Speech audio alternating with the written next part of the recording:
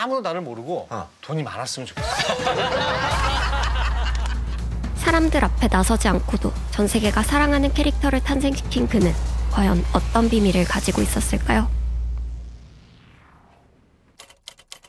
1970년대 일본의 한 공업고등학교를 갓 졸업한 청년. 그는 동네 슈퍼마켓에서 유니폼을 입고 계산대와 진열대를 오가며 아르바이트를 하는 학생이었습니다. 학교 수업이 끝나면 곧바로 계산대 앞으로 갔던 그는 곧 대학을 중퇴하고 광고회사에 들어가게 됩니다. 팜플렛, 포스터, 각종 시안 사이에서 시간을 보내던 그는 디자인 대학을 나온 만큼 자신만의 만화를 그리기로 결심하는데요.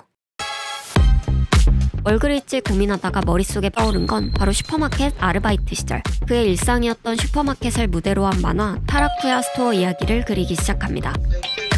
하루 종일 뛰어다녀도 성과 없는 마케팅, 실수만 잔뜩 하는 무능한 직원들의 언제나 판매 부진에 시달리는 한심한 풍경 안의 코믹한 일상을 담고 있었죠.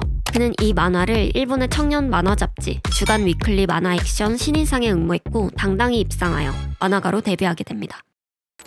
이 작품은 무려 5년간 잡지에 연재되지만 그리 큰 인기를 끌지는 못했습니다. 그러던 어느 날 만화가 연재되던 잡지사의 기자 눈에 무언가가 들어옵니다. 바로 만화에서 사장으로 등장하는 니카이도 신노스케의 어린 시절 에피소드였죠. 독자들에게도 호응이 좋았던 이 에피소드를 보고 편집자는 한 가지 제안을 건네게 됩니다. 이 캐릭터를 주인공으로 새로운 작품을 해보는 건 어떨까요? 그 제안은 운명과도 같았습니다. 1990년 크레용 신짱은 그렇게 탄생하게 되었죠. 초기의 짱구는 지금처럼 어린이나 가족 중심의 느낌이 아니었습니다. 작가의 전작인 타라쿠야 스토어 이야기와 마찬가지로 성인 남성을 주요 독자로 한 잡지에 실렸기 때문이었죠. 하지만 연재 잡지가 폐간되고 여러 잡지로 옮겨다니는 과정에서 성적인 소재는 줄어들고 또 어린이들에게도 점차 사랑을 받기 시작하면서 더욱 폭넓은 가족적인 형태로 변화하게 됩니다. 만화가 나온 지 2년 뒤인 1992년 크레용 신짱을 원작으로 한 애니메이션이 방영되기 시작했고 30년이 지난 지금까지 매주 방영 중에 있습니다.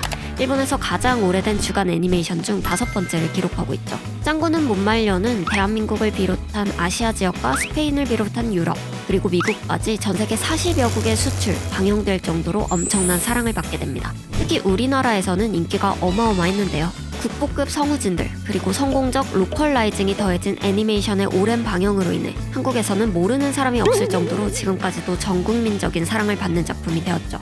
애니메이션이 원작 이상으로 유명하긴 하지만 원작 만화 역시 누계 5,800만 부 이상, 만화 이외의 서적까지 합치면 1억 4,800만 부를 발행하기도 했습니다. 현재에도 많은 기업들과 협업하며 짱구는 엄청난 브랜드 가치를 지닌 캐릭터로 성장하게 되었죠. 하지만 짱구가 처음부터 국민 만화가 된 건 아니었습니다. 원작에 비해 성인 개그나 블랙 코미디 색채가 많이 빠졌기는 했으나 그래도 보기 민망하다는 비판을 피할 수 없는 장면들이 많았기 때문이었죠. 짱구는 보통 팬티를 뒤집어 쓴다거나 엉덩이를 까고 다닌다거나 예쁜 여자만 보면 달려들기도 하죠. 데빌고 모음집이 있을 정도로 순수 악의 모습도 많이 보여줬으니까요.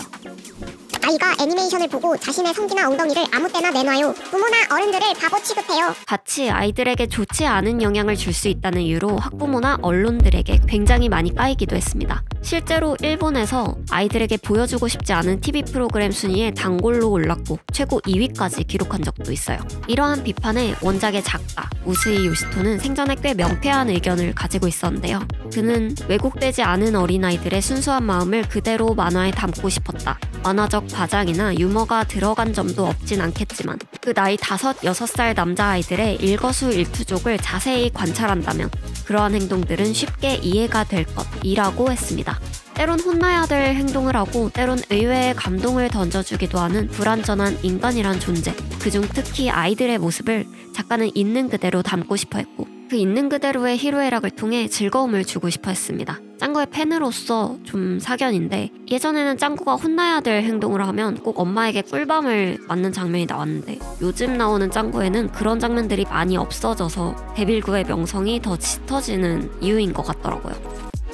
저는 스펙타클한 꿈을 꿀 때면 와 이거 영화로 만들면 대박이겠는데? 라는 생각을 가끔 하는데요. 작가 우스이 요시토는 자신의 직업인 만화가를 꿈을 파는 직업이라고 종종 말했다고 합니다. 작가는 신노스케 그러니까 짱구의 캐릭터는 내가 되고 싶은 아이를 바탕으로 하고 있다 라는 말을 한 적도 있었고, 짱구의 모델은 바로 우리 딸이다 라는 말을 한 적도 있었어요. 생각해보면 그가 매일 했던 일은 단순합니다. 경험과 관찰을 바탕으로 한 형태 없는 머릿속 상상을 펜과 종이를 통해 형태 있는 것으로 보여주는 작업. 결국 짱구의 모든 이야기는 그의 삶에서 길어올린 한바탕의 꿈이었던 셈이죠. 따지고 보면 만화 같은 창작물은 겉으로 보면 실체가 있는 것처럼 보이지만 사실 그 본질은 이야기라는 무형의 것이잖아요. 우리가 책을 볼 때도 그 속에 살아있는 캐릭터, 상황, 감정 등 여러 가지를 느끼지만 물리적으로 뜯어보면 그냥 종이에 검은 잉크가 묻어있는 것처럼요.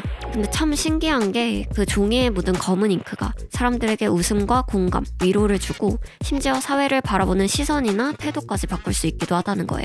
삶을 잘 살아갈 수 있게 해주는 기술을 한 가지씩 던져주기도 하는 거죠. 사실 그게 제가 바라는 이 유튜브 채널의 이유이기도 합니다. 잘 되고 있는지는 모르겠지만요. 크레용 신짱의 작가는 짱구로 너무 유명해져서 다른 작품들은 그리 각광받지 못했는데요. 작가도 생전에 이 사실을 좀 아쉬워했다고도 해요. 사실 그의 다른 작품들을 살펴보면 슈퍼마켓, 유통업체, 가족 간의 일상생활 속에서 일어나는 황당하고 어이없는 코믹한 일들로 웃음을 주는 작품들이 많았습니다. 본인이 경험한 것이나 주변 인물들과의 대화를 통해 영감을 받아 만들어냈을 거예요. 짱구에 나오는 대사들 또한 딸과의 대화에서 많은 영감을 받았다고 했거든요. 가장 창의적인 것은 가장 개인적인 것이라는 말이 딱 들어맞는 것 같죠? 그런데 사실 그 개인적인 것도 100% 개인의 건 아닐 거예요.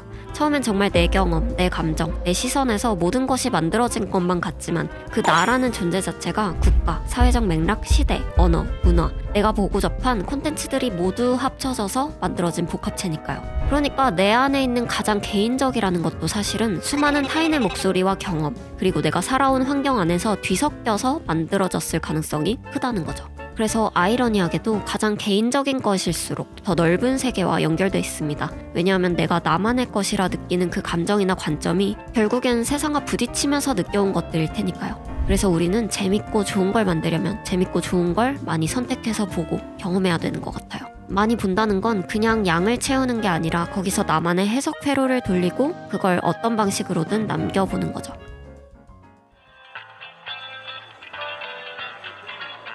모든 것은 연결되어 있다. 우리가 그 연결을 얼마나 어떻게 보려 하느냐에 따라 평범한 내 앞의 일상도 낯설어지고 특별해지는 순간이 있을 거라 생각해요. 여러분의 삶 속에도 사람들과 공유하고 싶은 가장 개인적인 짱구 같은 이야기가 있으신가요? 기록하고 싶었던 순간의 경험들 혹은 꿈속의 상상들 있다면 댓글로 남겨주세요. 제가 최근 본 전시에서 예술은 훔쳐보기라는 말을 봤는데요. 작품 안에 담긴 남의 생활을 엿보면서 나를 돌아보기도 하고 부족한 부분을 채우고 다양한 감정을 느낄 수 있다는 점에서 굉장히 공감이 갔던 말이었어요. 이 익명의 공간에서 누군가는 내 댓글을 훔쳐보며 여러 감정을 느낄지도 모르죠. 참 쉽게 예술을 시도할 기회를 놓치지 않으셨으면 좋겠습니다. 지금까지 스킬리였습니다. 오늘도 시청해주셔서 정말 감사합니다.